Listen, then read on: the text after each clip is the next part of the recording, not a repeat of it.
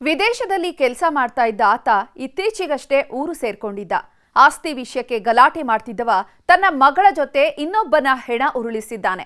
ಅಪ್ಪನ ಕೋಪದ ಜ್ವಾಲೆಗೆ ಸುರಸುಂದರಿ ಬಲಿಯಾಗಿದ್ದಾಳೆ.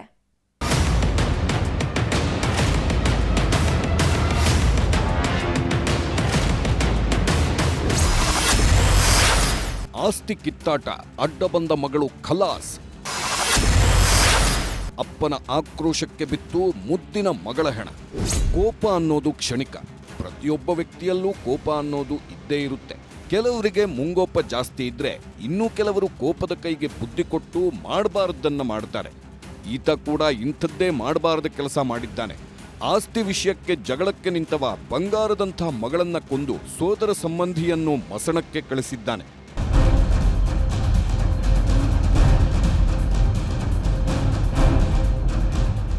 ಕೇರಳದ ಕಾಸರಗೋಡು ಜಿಲ್ಲೆಯ ಮಂಜೇಶ್ವರ ಪೊಲೀಸ್ ಠಾಣಾ ವ್ಯಾಪ್ತಿಯ ತೂಮಿನಾಡು ಅನ್ನೋ ಗ್ರಾಮವಿದೆ. ಈ ಊರಲ್ಲಿ ಇವತ್ತು ನಡೆಯಬಾರದ ಘಟನೆ ನಡೆದು ಹೋಗಿದೆ. ಈ ಹೆಣ್ಮಗಳೇ ನೋಡಿ ಜನ್ಮ ಕೊಟ್ಟ ಅವನ ಕೈಯಲ್ಲೇ ಪ್ರಾಣ ಬಿಟ್ಟ ನತದೃಷ್ಟೆ.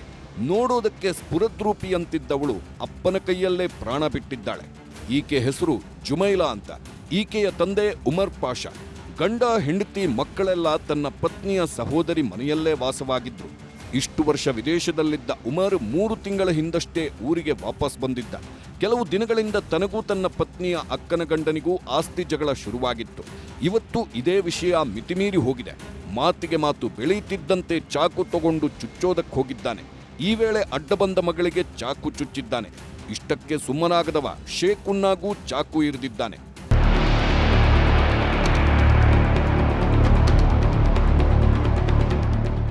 ಯಾವಾಗ ಮನೆಯಲ್ಲಿದ್ದವರು ಕೂಗಾಡುವುದಕ್ಕೆ ಶುರು ಮಾಡಿದ್ರೋ ಅಕ್ಕಪಕ್ಕದವರೆಲ್ಲ ಓಡೋಡಿ ಬಂದಿದ್ದಾರೆ.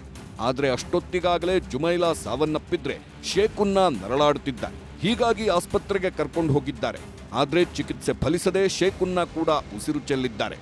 ಇವತ್ತು ಸಾವನ್ನಪ್ಪಿದಾರಲ್ಲ ಅವರನ್ನು ಕೊಲೆ ಮಾಡಲಿಕ್ಕೆ ನೋಡುವಾಗ ಮಗಳು ತಡೆಯಲಿಕ್ಕೆ ಬರುವಾಗ ಅನ್ಎಕ್ಸ್ಪೆಕ್ಟೆಡ್ ಆಗಿ ಮಗಳ ಕುತ್ತಿಗೆಗೆ ಚಾಕು ಇರಿದು ಅವರು ಸಾವನ್ನಪ್ಪಿದ್ದಾರೆ. ಇವತ್ತು ಬೆಳಿಗ್ಗೆ ಇವರು ಟಾರ್ಗೆಟ್ ಮಾಡಿ ಬಂದ ಅವರು ಸಹ ಈ ಶೇಖುನ್ನಿ ಎಂದು ಹೇಳುವವರು ಸಹ ಇವತ್ತು ಬೆಳಿಗ್ಗೆ 7 ಗಂಟೆಗೆ ಸಾವನ್ನಪ್ಪಿದ್ದಾರೆ. ಒಟ್ನಲ್ಲಿ ಆಸ್ತಿ ವಿಷಯಕ್ಕೆ ಜಗಳಕ್ಕೆ ನಿಂತವ ಇಬ್ಬರನ್ನ ಕೊಂದು ಜೈಲು ಸೇರಿದ್ದು ದುರಂತ. Ajith Kumar K, news 18 Puttur. ಪೊಲೀಸರ ಮೇಲೆ ಹಲ್ಲೆ ಮಾಡಿದ್ದ ಗ್ಯಾಂಗ್ನ ಖಾಕಿ ಪಡೆ ಹೆಡೆಮುರಿ ಕಟ್ಟಿದೆ. ರಾಜಕೀಯ ಮುಖಂಡನ ಮಕ್ಕಳು ಅನ್ನೋ ಗುಂಗಲ್ಲಿ ಬಾಲ ಬಿಚ್ಚಿದವರಿಗೆ ಪೊಲೀಸರು ಕಾನೂನಿನ ಪಾಠ ಶುರು ಮಾಡಿದ್ದಾರೆ.